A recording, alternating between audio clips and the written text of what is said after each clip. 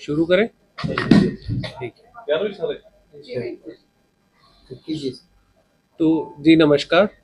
आज FIR number 151 जो कि दिनांक 1 मई 2026 को रजिस्टर हुई थी, उसमें हिसार पुलिस को बहुत बड़ी सफलता मिली है। एसपी साहब श्री सिद्धांत जैन के नेतृत्व में और हमारे DSP headquarter and crime Shri Kamaljit के नेतृत्व में हिसार पुलिस ने आरोपी को धर दबोचा है।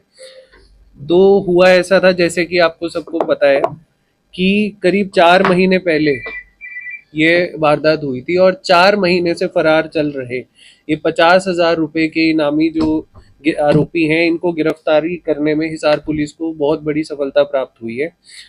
आरोपी अपनी पहचान छुपाकर अलग अलग जगहों पे घूम रहा था, जिन जगहों में से कुछ जगह हैं रेवाड़ी, चंडीगढ़, अमृतसर, दिल्ली, उज्जैन, हरिद्वार, मथुरा, बनारस, अयोध्या। इन जगहों पे अपनी अपनी पहचान बदल के यह पुलिस से बचने की कोशिश कर रहा था।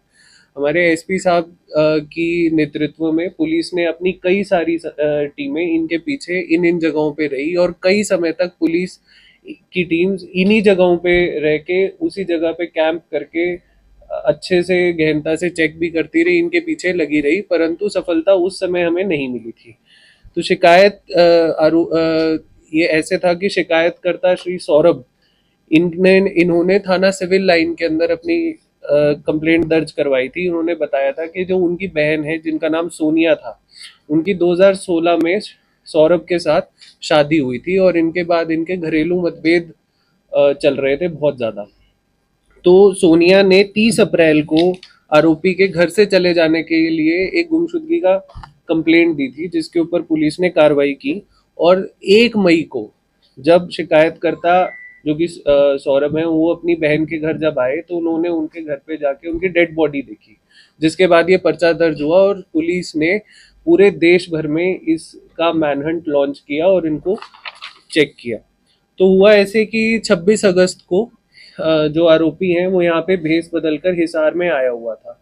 इनके पहचानने वाले किसी ने इनको देखा और इनको इनके नाम से पुकारा, तो फिर वेरीफाई हुआ जब इन्होंने रिस्पॉन्ड किया। उस समय उन्होंने 112 पे कॉल किया और एसएचओ साहब को, जो एसएचओ सिविल लाइन है श्री करमजीत, उनको सूचना दी। उन्होंने त्वरित कार्रवाई करके यहाँ पे आया और इनको पकड़ लिया। अभी हम इन्हें कोर्ट के अंदर पेश करेंगे।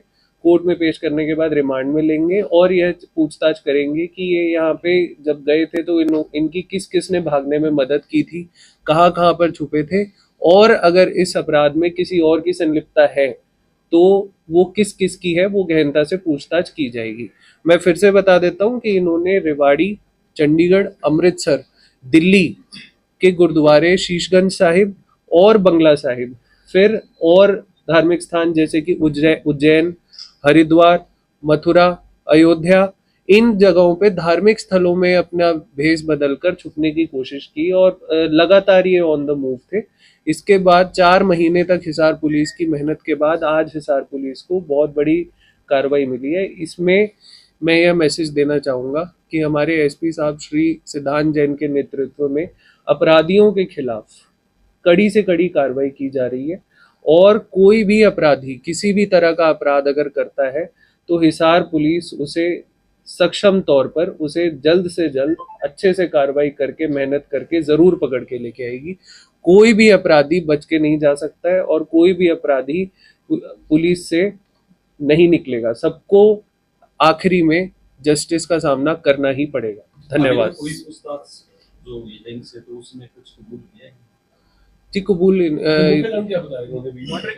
जी इनका आपसी मतभेद चल रहा था और मतभेद के कारण ही इन्होंने ऐसी कार्रवाई की।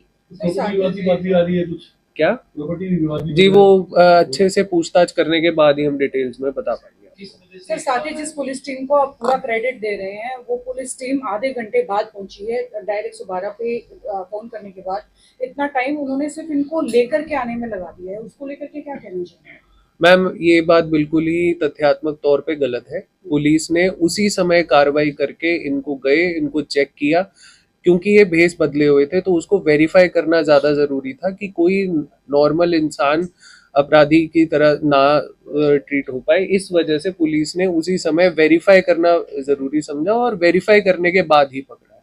ये बात जो आप बता रहे हैं कि आधे घंटे बाद पहुंची पुलिस, ये तथ्यात्मक तौर पे गलत है। जी, और क्या क्रेडिट पुलिस उस व्यक्ति को भी देना चाहेगी या दिया है किसी तरीके की शाबाशी क्या आपने दी है जिन्होंने इनको पकड़वाने जी में बिल्कुल, ये 50,000 के इनामी आरोपी थे और उनको उनका नहीं, रिवॉर्ड इनाम के जरूर अलावा क्या कोई मिलेगा। शाबाशी भी उन्हें दी गई है?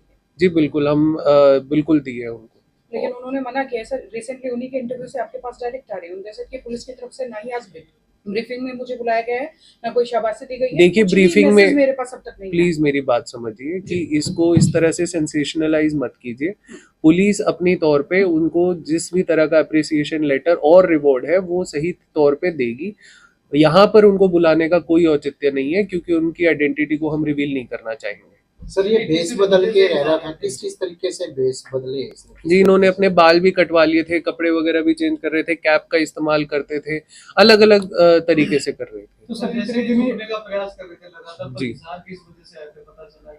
जी अभी पूछताछ के बाद ही हम बता पाएंगे उसको। तो सर इतने दिन कैसे इन्होंने जैसे कि जीव गुजारे बिना पैसों के? जी इनके पास कैश का बैग कुछ तो था और साथ ही में जैसे मैंने बताया कि ये धर्मशालाओं में या वैसे ऐसी जगहों पे रह रहे थे जहाँ पे रहने का वैसे ही ज्यादा खर्चा लगता नहीं। आरोप है कि घर से संबंध रखते थे ये, रात बेरात कभी आते हैं वो सब वेरीफाई करने के बाद ही होगा। ऐसी चीज नहीं ऐसी चीज में सच्चाई नहीं है क्योंकि पुलिस इनको रेगुलरली इनके घर पे भी और बाकी इनके ठिकानों पे भी रेगुलरली नजर लगा रही थी और चेक भी कर रही सर थी। अपराधियों को पकड़वाने में जनता का सहयोग भी मिल रहा है, लगातार 2-3 इंसिडेंट हुए, तो उसको कैसे देखते हैं सर और पब्लिक के लिए क्या मैसेज है?